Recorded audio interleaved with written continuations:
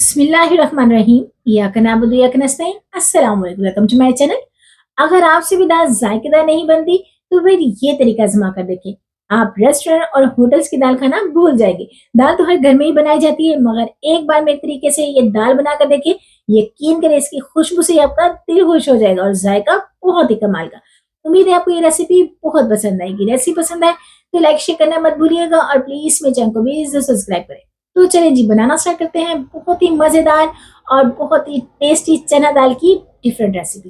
तो मैंने यहाँ पे आधा किलो के करीब दाल ली है। इसे अच्छे से धो के तकरीबन 2 घंटे के लिए भिगोएँगे ताकि दाल बहुत ही अच्छे से पानी के साथ सोक हो जाए, फूल जाए। तो ये देखिए जी तकरीबन 2 घंटे हो गए और हमारी दाल बहुत ही अच्छे से भीग गई है और ये देखिए कितनी सॉफ्ट हो गई है कि ये बहुत ही आराम से टूट रही है। देखिए इस तरीके से।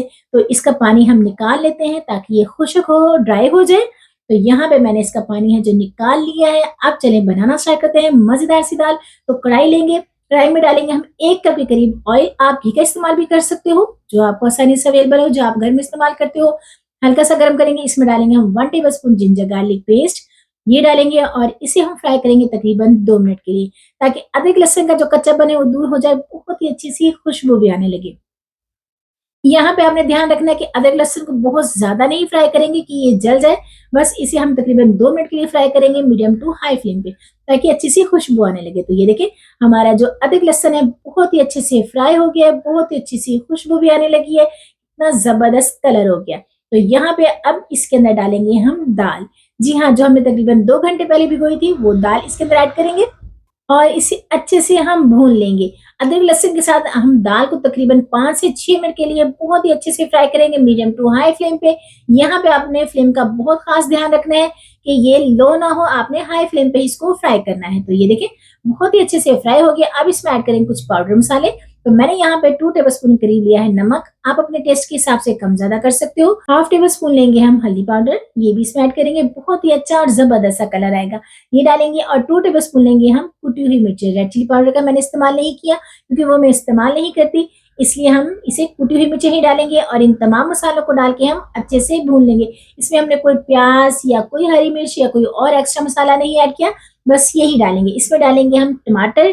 मैंने यहाँ पे 2 में बड़े साइज़ के टमाटर लिए हैं, ये डाल देंगे और इसे हमने पूरा साबुत ही ऐसे ही डालना है, बीच में से 2 कट करके। तो ये डालेंगे और डालेंगे पानी तकरीबन 1.5 गिलास के करीब, ताकि हमारी जो दाल है बहुत ही अच्छे से गल जाए और इसमें थोड़ी-सी रनी भी रहे। हमने बहुत ज़्यादा ड्राई नहीं करना, इसे अच्छे से हम मिक्स कर लेंगे और कवर कर देंगे। यहाँ पे हम दाल को प्रेशर कुकर नहीं लगाएँगे, हम कढ़ाई में ही बनाएँगे। अगर आप प्रेशर कुकर में बनाएँगे, तो आपने पानी की क्वांटिटी कम कर देनी है। तो इसे हम कवर करेंगे, तकरीबन यहाँ पे 15 से 20 मिनट लगेंगे इसको गलने में। तो यहाँ पे तकरीबन 20 मिनट हुए हैं और ये देखें जी, हमारी दाल बहुत ही अच्छे से गल गई है।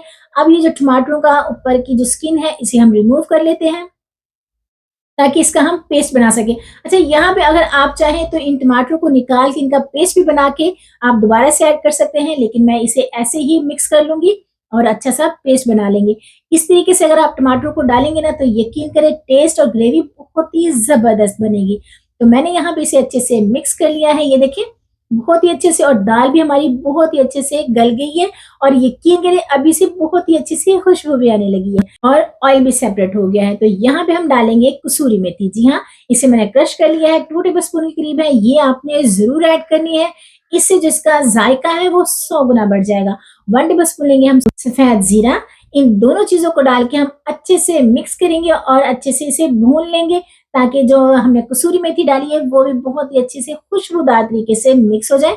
और ये देखिए जी, दाल हमारी बहुत ही अच्छे से गल गई है और ना ही ये बहुत मैश हुई है, खड़ी-खड़ी भी है और अच्छे से गल भी गई है। तो ये देखें लुक कितनी ज़बरदस्त है, बहुत ही कमाल की है। अब इसके अंदर डालेंगे हम हरी मिर्चें। ये मैंने 2 से 3 हरी मिर्ची ली है, इन्हें बारीक काट लिया है, ये डालेंगे। गार्निश के लिए डालेंगे हमारा धनिया, ये बहुत ज़रूरी है, दाल में तो बहुत ही कमाल का कलर और टेस्ट देगा। जूनियल कट की हुई अदरक डालेंगे ताकि ये जो कढ़ाई का टेस्ट दे। तो ये देखें लुक कितनी ज़बरदस्त है, यकीन करें आप रेस्टोरेंट और ढाबे की दाल खाना भूल जाएँगे, घर में ही इतनी मज़े की बनेगी। अब इसमें डालेंगे हम 1 टेबलस्पून गरम मसाला, बहुत ही खुशबूदार और ज़बरदस्त। 1 टेबलस्पून लेंगे हम धनिया पाउडर, ये इसमें डालेंगे, कवर करेंगे और फ्लेम को ऑफ कर देंगे।